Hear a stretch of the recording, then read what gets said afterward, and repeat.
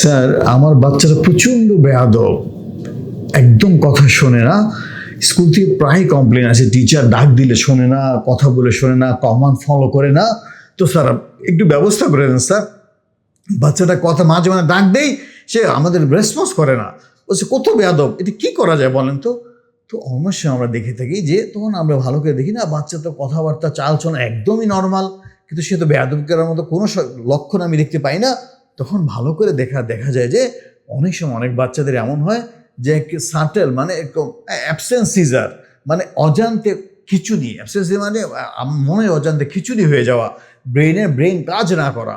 বলছে যে মাঝে মাঝে কিছু একটা রোগ আছে যেটা এপিলেপসি সিজার, এরকম খিচুড়ি মৃগী রোগ।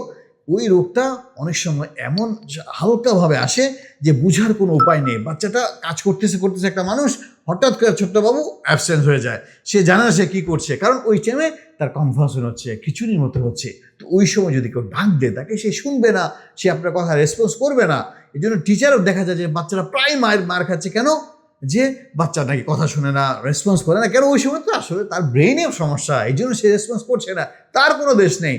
তো আমার পরামর্শ থাকে, যদি এরকম কোনো সমস্যা থাকে অবশ্যই আপনি শিশু ডাক্তার বিশেষজ্ঞ চিকিৎসক নেন, অথবা শিশু নিউরোলজি যারা ব্রেনের ডাক্তার তাদের শরণাপন্ন হন। সেক্ষেত্রে দেখা যাবে যে বাবুটা দ্রুত ব্রেনের বড় একটা ক্ষতি থেকে বেঁচে যাবে।